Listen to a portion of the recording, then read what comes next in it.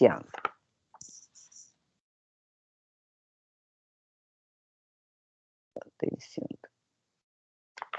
Ok. Bom, então hoje essa aula aqui, nós vamos falar um pouquinho sobre Lamentações de Jeremias, né, que na aula anterior nós falamos sobre Jeremias.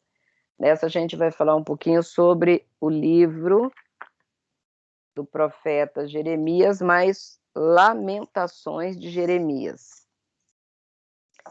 Então, esse livro, ao que ele se refere, Lamentações de Jeremias? Então, Jeremias é o único dos profetas maiores, que é algo que a gente guarda, que escreveu 2 livros, que os outros, né, sabemos que foi um, mas Jeremias ele escreveu 2. E então ele escreve Jeremias e Lamentações de Jeremias.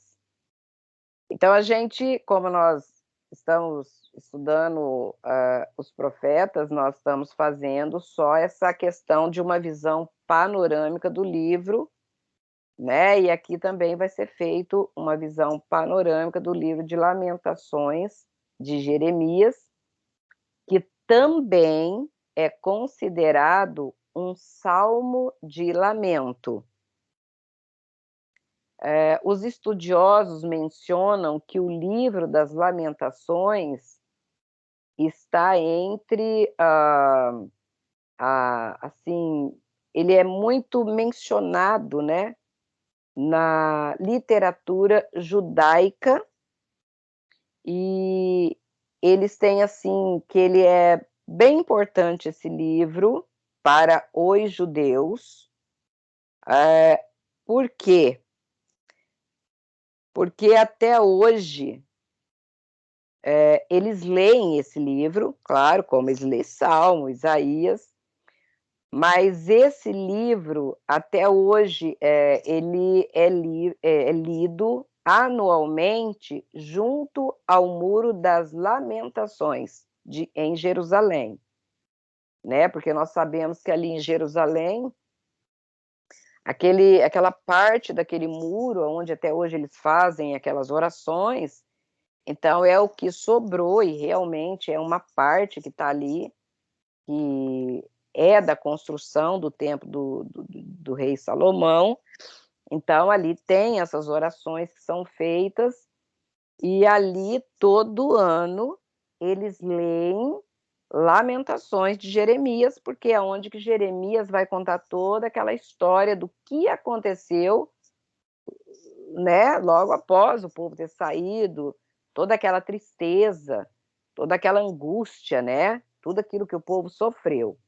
Então esse livro, ele é mencionado, é um livro mesmo assim que na literatura judaica eles têm assim essa conexão, né, com esse livro, inclusive quando eles estão todos os anos ali em frente àquele muro fazendo essa oração, o Muro das Lamentações. A versão Septuaginta dos Sábios de Alexandria menciona que o livro das Lamentações de Jeremias aconteceu depois de Israel ter sido levado ao cativeiro e Jerusalém ter ficado devastada. Jeremias sentou-se a chorar e proferiu essa lamentação, né, que é uma lamentação, é um livro muito bonito quando nós lemos ele, né, sobre o que aconteceu. E se Jeremias realmente ele não tivesse escrito esse livro, a gente nem ia saber tanto, né, sobre o que aconteceu ali. E o livro ele vai relatar toda a história, como que ficou a cidade, qual era a condição daqueles pobres, né, que ficaram na terra. Então ele vai trazer essa descrição no livro. Então ele vai ser mencionado sobre realmente o que aconteceu depois que o povo foi embora e a cidade ficar, na verdade, num caos. Então, realmente, Jeremias ele chora, ele olha para aquela terra, ele havia profetizado que isso iria acontecer, de fato aconteceu. Então agora ele vai chorar e ele vai fazer essa lamentação. A tradição também diz que o livro foi escrito no local que passou a ser chamado a Gruta de Jeremias. É o mesmo lugar que hoje é chamado de Gólgota, onde Jesus foi crucificado. Então é falado isso também, né, que teve um local que ele ficou trazendo esses lamentos e escrevendo sobre tudo isso que tinha acontecido, que foi numa gruta, né? E aonde realmente é chamado de Gólgota, onde Jesus ali aconteceu a crucificação. A história diz que em 1967, quando milhares de judeus retornaram para sua terra, eles beijavam os muros das Lamentações, repetindo o livro das Lamentações de Jeremias e agradecendo a Deus pela volta à sua terra. Então imagina, né, que eles ficaram todo aquele tempo no cativeiro e aqueles que retornaram, né, o amor à pátria, o amor a tudo, né, a Deus, e, e ver ainda que tinha uma parte do muro, e então ali começou, né, as orações, que até hoje elas são feitas. Então eles agradeceram muito a Deus por Deus ter permitido eles voltar a essa terra novamente.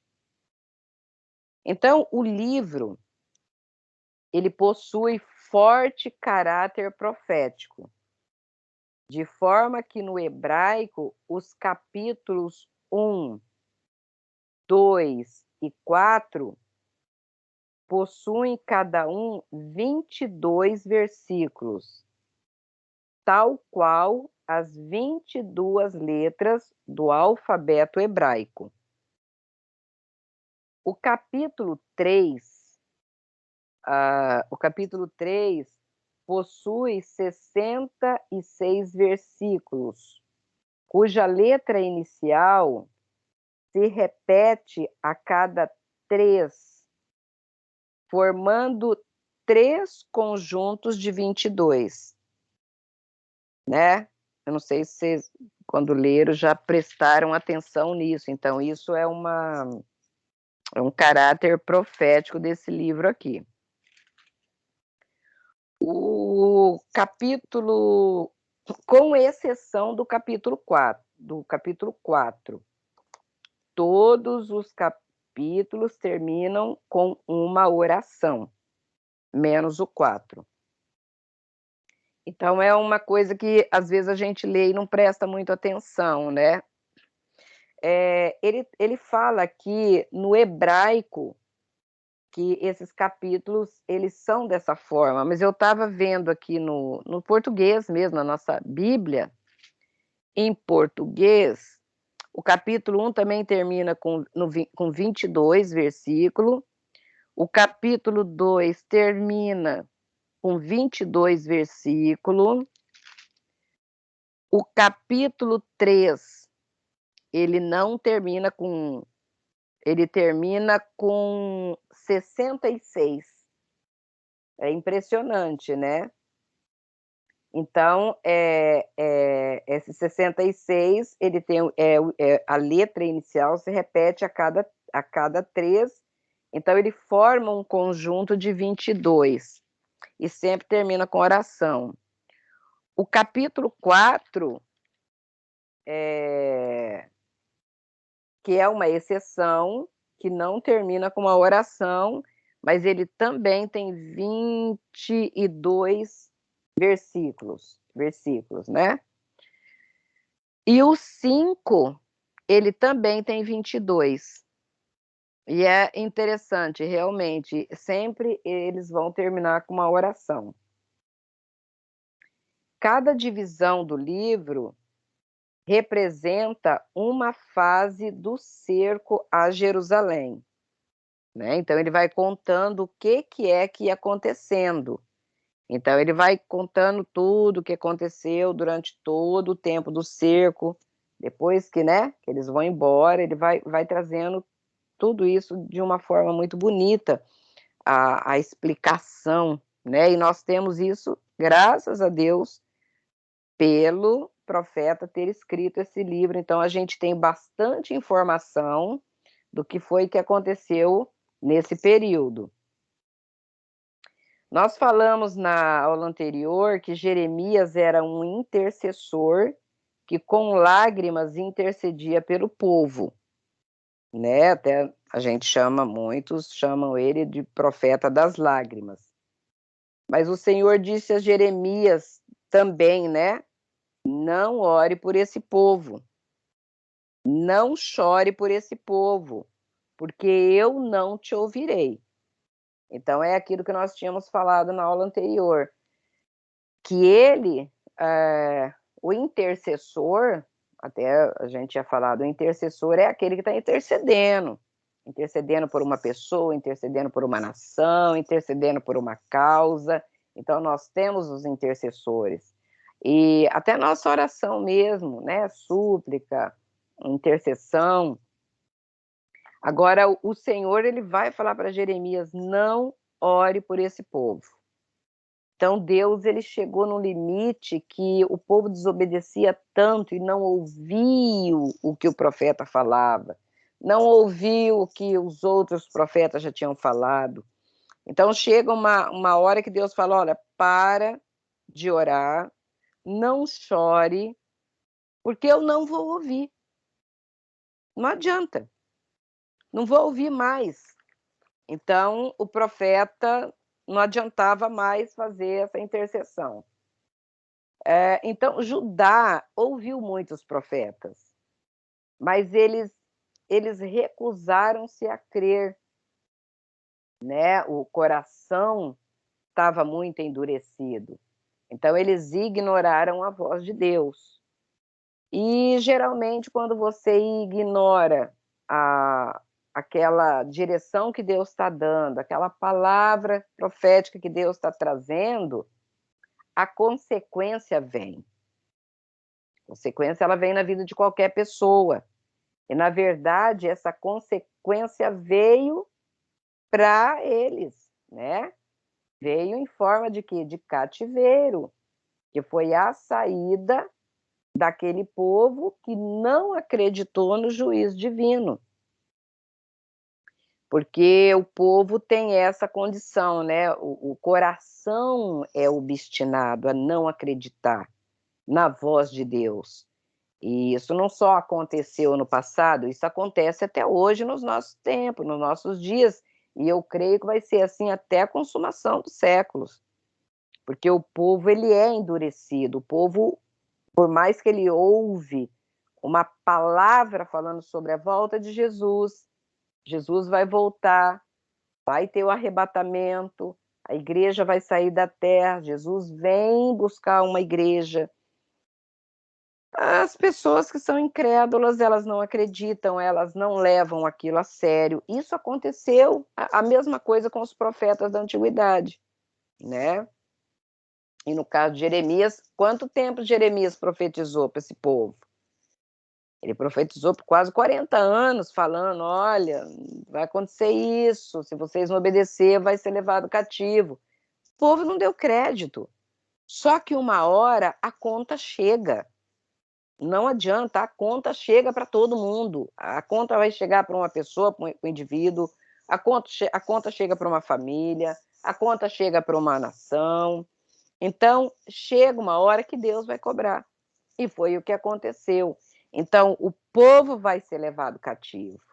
Só que vai acontecer muitas coisas antes, porque, na verdade, a cidade, né, Jerusalém, ela vai ser sitiada, vai haver fome na terra, porque não entrava e nem saía ninguém, e o povo já começa a sofrer, o povo já começa a ter a consequência daquilo que já tinha sido falado. E aí a cidade é tomada. e a cidade é saqueada, e a cidade é queimada. E aí o que? Leva também muitas coisas dali, né? O que eles destruíram muita coisa, leva as pessoas, leva muitas coisas do templo, enfim, foi uma devastação. Então, Jeremias ele vem com esse livro, ele conta tudo que foi acontecendo. E nós só sabemos isso por causa do livro. Então, quando a gente lê, por exemplo, deixa eu ler aqui, ó, capítulo 4, diz assim, fala assim, ó, como o ouro perdeu o brilho, como o ouro fino ficou embaçado. As pedras sagradas estão espalhadas pelas esquinas de todas as ruas. Como os preciosos filhos de Sião, que antes valiam seu peso em ouro, hoje são considerados como vasos de barro, obras das mãos de um oleiro. Até os chacais oferecem o peito para amamentar os seus filhotes, mas o meu povo não tem mais coração, é como as avestruzes do deserto. De tanta sede, a língua dos bebês grudaram no céu da boca. As crianças imploram pelo pão, mas ninguém as atende. Então, olha ao ponto que chegou a cidade, né? Uma destruição, fome, criança com sede e não tinham o que dar. Então, nós vemos aqui uma consequência gigantesca de um povo que não obedeceu e nem ouviu a voz do Senhor.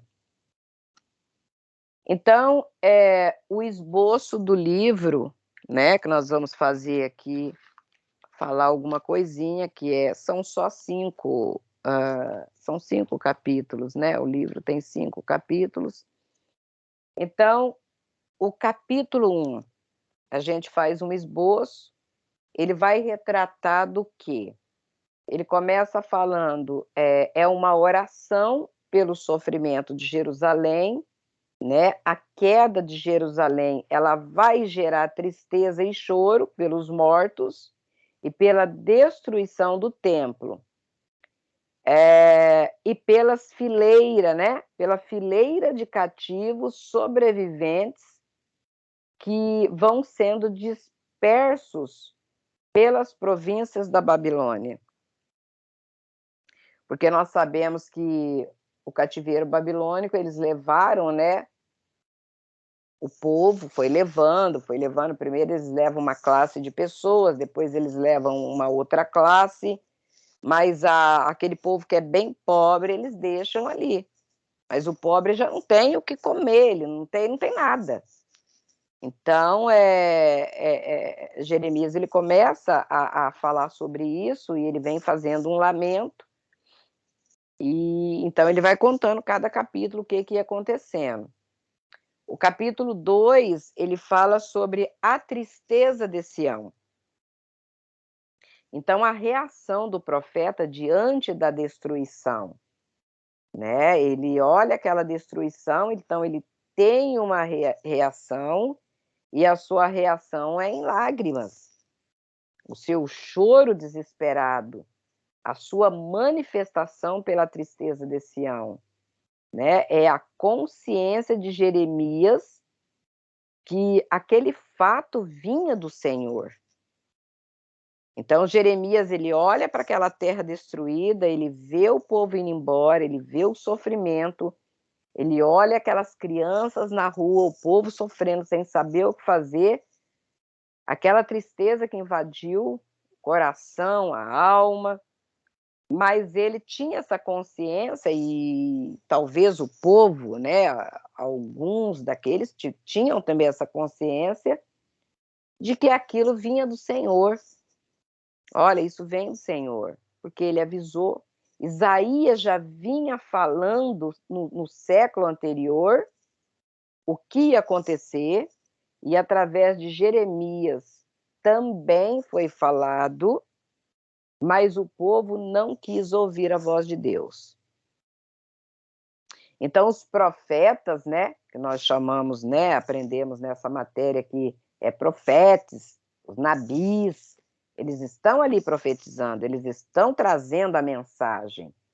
Deus, ele está avisando o povo, olha, se vocês não se arrepender, vai acontecer isso. Mas o povo está tão distante, o povo está com o coração tão duro, o povo está tão surdo, que eles não ouvem os profetas. Então, agora eles estão vendo a consequência daquilo que eles não deram atenção, daquilo que eles não ouviram. O capítulo 3 vai tratar da severidade, né? Ele vai falar de uma severidade quanto à misericórdia de Deus também, né? Porque Deus, ele traz o juízo, existe uma consequência da desobediência, mas nós sabemos que dentro de tudo isso existe a misericórdia de Deus, porque Deus não é um Deus que traz muitas vezes né, ele vem trazendo para nós, ele vem falando, olha, vocês precisam ter uma consciência, vocês têm que ter um entendimento, porque se Deus deixa as pessoas a levar da forma que elas querem viver, do jeito que elas querem, sem o entendimento de que existe uma consequência, imagina como que seria esse mundo, né? Então eles teriam que entender que existe uma causa, existe uma reação, existe uma consequência.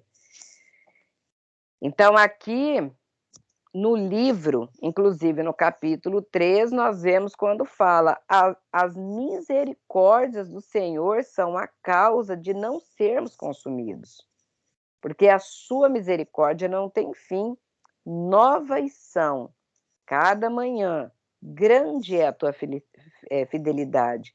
Isso no capítulo 3, no versículo 22 e 23.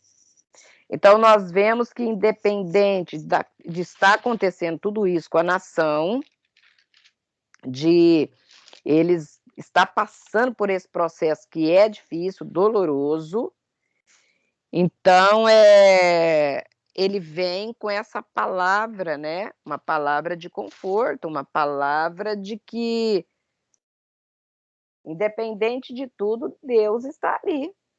Deus não abandonou porque eles foram para o cativeiro. Pelo contrário, no cativeiro ele levanta profeta no cativeiro para trazer consolo e conforto. Então Deus, ele tem um amor muito grande, né, por nós, pelas nações, pelos povos, e então a gente vê realmente quando o profeta, ele fala sobre isso, dessa grande misericórdia do Senhor, que é por causa dela que a gente não é consumido. Então ele torna a trazer à memória o que dá esperança, que é o que realmente nós muitas vezes trazemos, né? Quando a gente está desesperançoso, quando muitas vezes na nossa vida mesmo particular, nosso emocional, nosso sentimento, muitas vezes as palavras que vêm, você não vai conseguir, você não vai, chegou o seu fim, não vai ter mais nada, tua vida não vai dar em nada. Então, vem na nossa memória aquilo que nos dá esperança, e é o que nós temos que trazer, porque independente de tudo que está passando no nosso meio, ao nosso redor, as circunstâncias, por mais que elas sejam as piores, nós temos que trazer na nossa memória o que nos dá esperança, e a palavra de Deus, as promessas de Deus, a vida de Deus em nós nos dá a esperança de um futuro. É nesse contexto que ele está tratando da severidade de Deus, o Deus que não leva a sua própria justiça na brincadeira. Deus, ele não se deixa escarnecer, né? É isso que a palavra fala.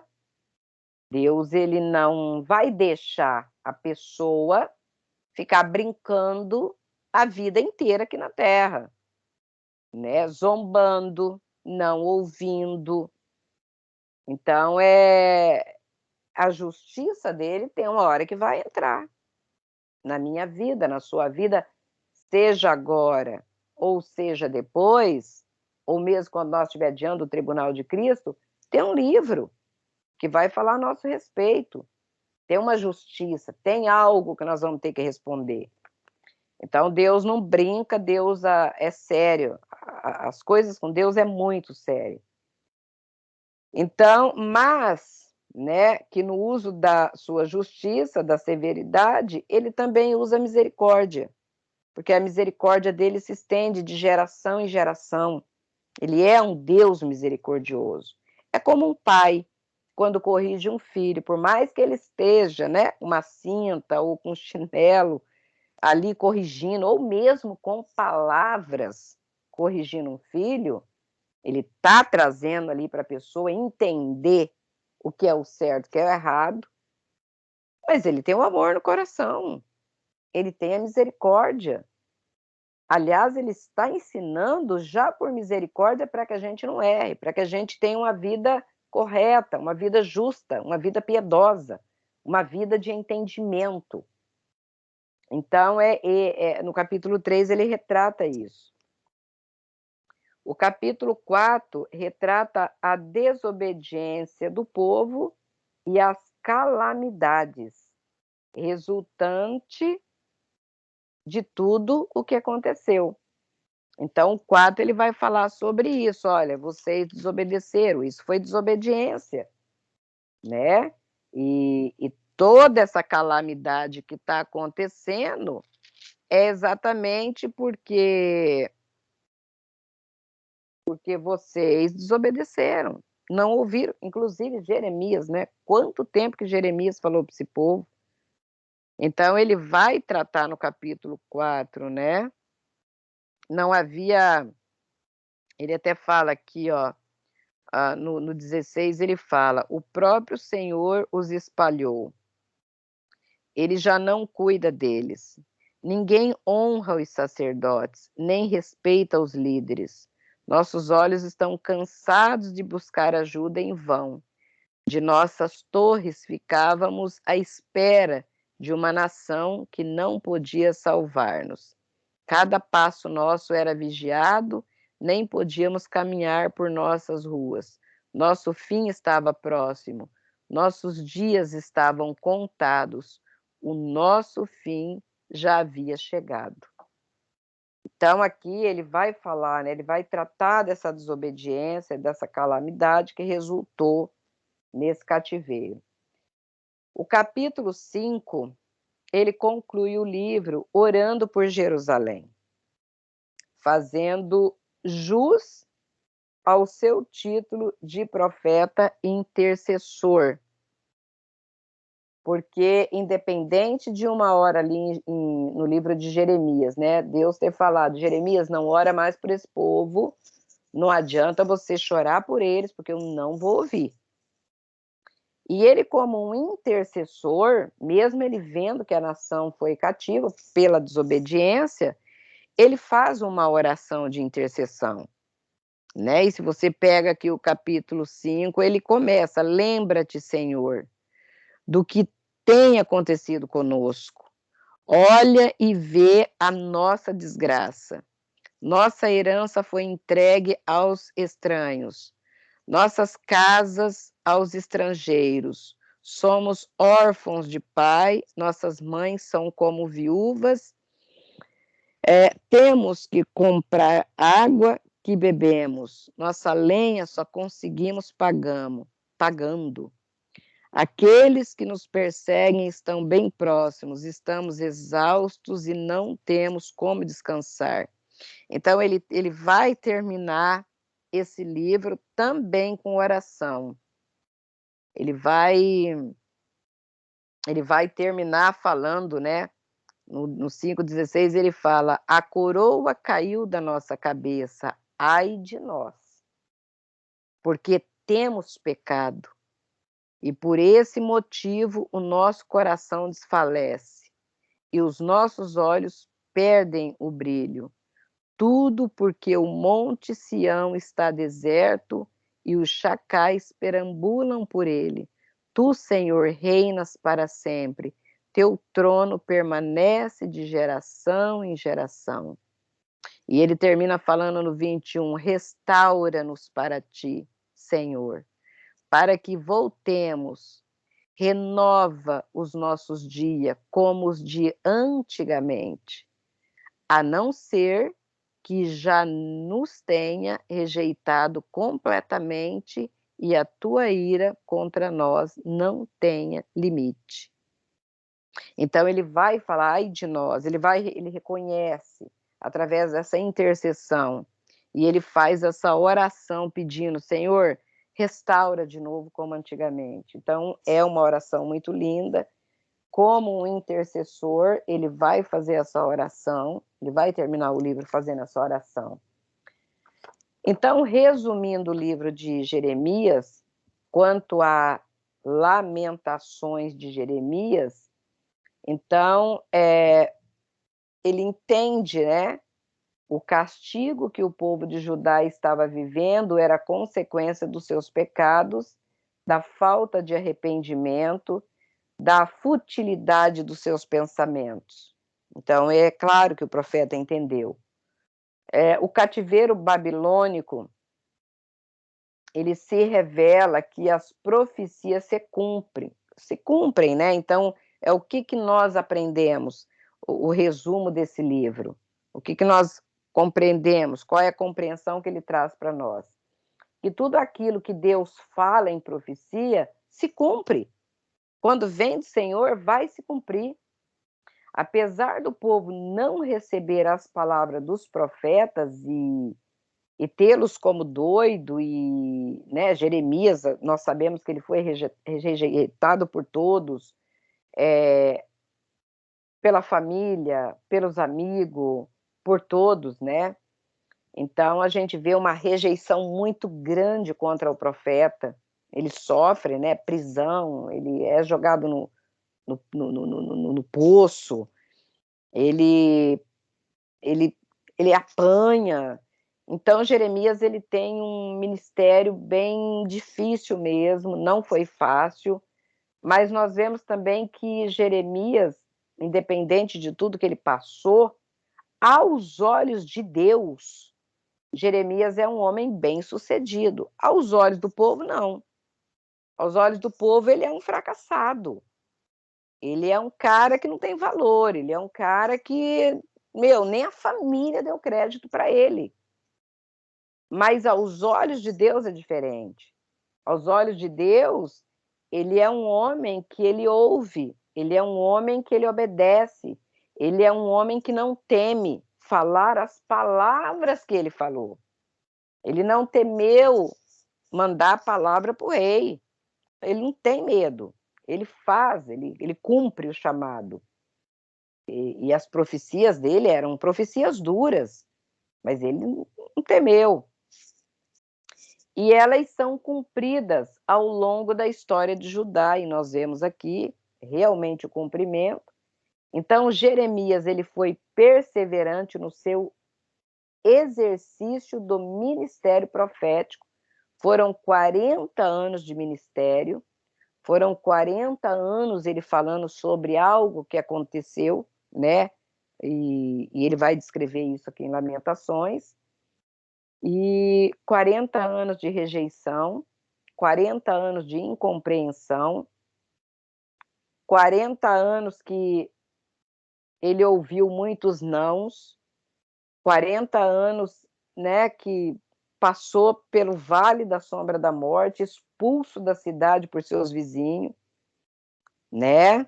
Falaram que ia matar ele, inclusive Deus avisa Jeremias, eles estão fazendo lá, se reunindo, falando que vai te matar, né? Foi lançado no cárcere, no poço, na lama, e ainda assim ele vai fazer uma intercessão pelo povo.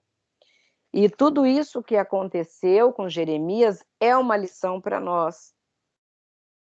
Então, o que a gente aprende, tanto com o livro quanto com as lamentações de Jeremias, é que independente daquilo que o povo pensa, daquilo que o povo fala, daquilo que o povo, as reações do povo, isso nós vamos ter também, né? As rejeições vão vir, pessoas se levantando contra a tua vida vão aparecer, não, rejeitando aquela mensagem que você está falando.